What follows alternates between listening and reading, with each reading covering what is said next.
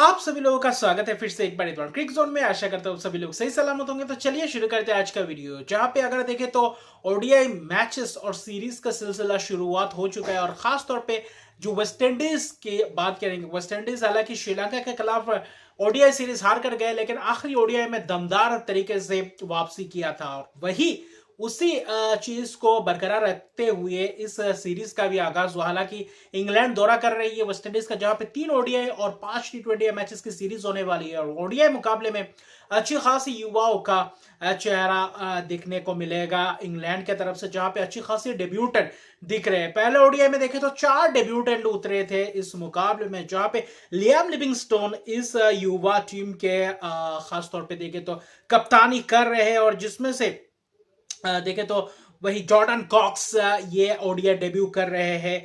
बाकी Dan mostly ये भी एक अच्छा खासा बैटिंग ऑलराउंडर है। एक जेमी ओवर्टन और जॉन टर्नर, ये 4 खिलाड़ी को डेब्यू करवाया गया पहले ही ओडीआई में।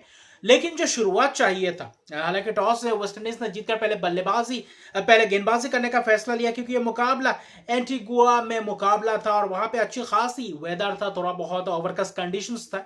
उसकी फायदा उठाने की कोशिश कर रहे थे वेस्ट इंडीज की टीम, इसलिए चेस करना चाहते थे क्योंकि बारिश भी खलल डाल सकती है। लेकिन जहां पे शुरुआत की बात करें, फिल सॉल्ट और विल जैक्स आए, लेकिन जो शुरुआत चाहिए था इंग्लैंड को, वो शुरुआत कहीं ना कहीं दे नहीं पाए। बाकी जो आक्रामक रवैये के साथ बल्लेबाजी करने उतरते, उतना धीमा पिच नहीं था। अच्छी खासी तेज गेंदबाजों को थोड़ा बहुत मददगार साबित हुआ इस पिच के स्पिनर्स, अच्छी खासी लाइन लेंथ में गेंदबाजी की, जिसमें से अच्छी खासी विकेट्स भी मिले। लेकिन फील्ड सॉल्ट वही सभी टॉप ऑर्डर के बल्लेबाज छक्के मारने की कोशिश में, ऊपर मारने की कोशिश में वहां पे अपना विकेट गंवाते बैठे। सॉल्ट ने ऊपर उठाया, जेडन सिल्स ने चलता किया और जबरदस्त कैच अल्जारी जोसेफ द्वारा मिड ऑफ से पीछे भागते हुए जबरदस्त कैच। फिर विल जैक्स का भी कुछ वैसा ही था, जहां पे गुदाकस मोटी ने कैच पकड़ा, तो यानी कि टॉप एज लग रहा था और ऊपर मारने की कोशिश। टॉप ऑर्डर के चारों बल्लेबाज आरे शॉट मारने की फिराक में थे और वहां पे अपना विकेट गवा बैठे। जॉर्डन कॉक्स अपना डेब्यू में 17 ही रन बनाए, लेकिन ज्यादा गेंदे ले रहे थे।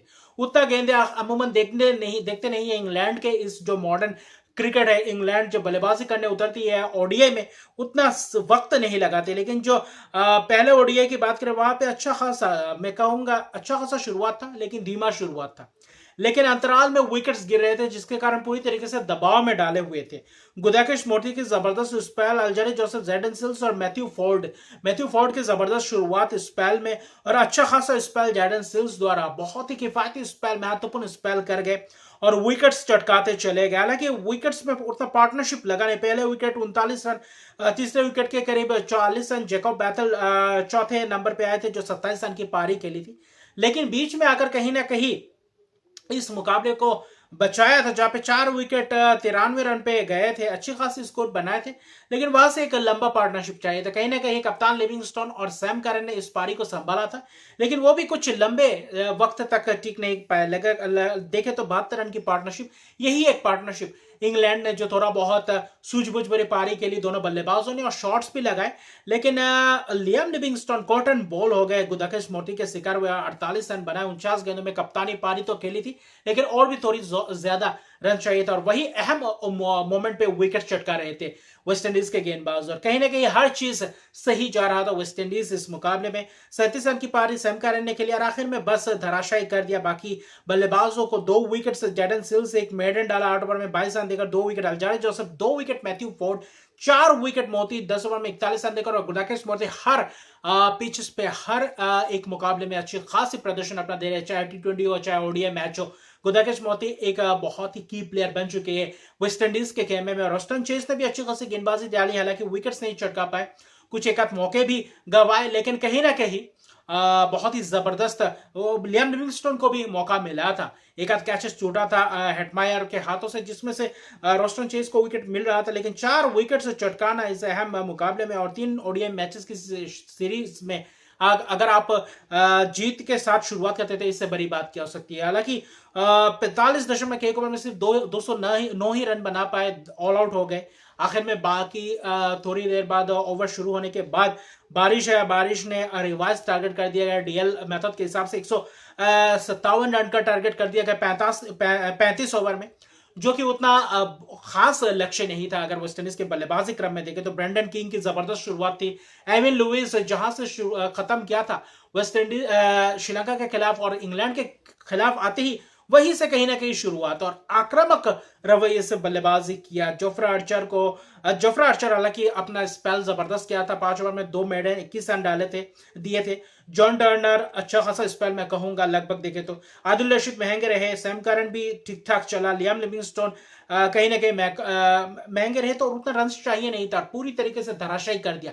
एविन लुइस की इस पारी ने पहला विकेट के जो पार्टनरशिप था 118 रन शतकीय पार्टनरशिप, और उस शतकीय पार्टनरशिप अगर आप पहले पावर प्ले या 10-15 ओवर के अंदर अगर 2-3-4 विकेट अगर चटका नहीं पाते, क्योंकि वेस्टइंडीज का भी कुछ अलग ही होता है जहां पे जब विकेट्स गिरते तो विकेट्स गिरने का सिलसिला शुरू होता है, तो स्पिनर्स या फिर तेज गेंदबाज वो काबू नहीं कर पाए। हालांकि को एक स्पेल जबरदस्त किए लेकिन विकेट्स नहीं चटका पाते, तो और ऐसे 157 रन का टारगेट कहीं ना कहीं अचीवेबल होता है। और एविन लुइस का अगर बल्ला चलता है तो यहाँ पे और भी ज्यादा आसान बन जाता है। ब्रेंडन किंग ने 30 रन की पारी के लिए 118 रन की पहला विकेट की पार्टनरशिप, और यही इस पार्टनरशिप ने ही मैच को पूरी तरीके से अपने गिरफ्त में कर लिया। आखिर में किसी पार्टी नाबाद रहे, जबकि एविन लुइस का विकेट गिरा। 94 रन बनाए 69 गेंदों में, 8 छक्के 5 चौकों की मदद से। आखिर में आदिल रशीद ने चलता किया लुइस को बनना। लुइस इस मुकाबले में भी शतक पारी खेल जाते, लगातार 2 ओडीआई मैचेस में 2 शतक बनते, और एविन लुइस की इस धाकर अंदाज में जो वापसी हुआ एविन लुइस का पिछले मुकाबले जो श्रीलंका के खिलाफ आखिरी ओडीआई खेला था, इस मुकाबले में पहला ओडीआई सीरीज का, तो जबरदस्त शुरुआत अगर आप देखें तो एविन लुइस द्वारा। आखिर में जब एविन लुइस का विकेट गिरा था तब तक सिर्फ 10-11 रन ही चाहिए था, 12-13 रन चाहिए था। अगर रहते तो शायद शतक भी पूरा करते और छक्का मारने की कोशिश में आखिर में पूरी तरीके से सफल भी होते।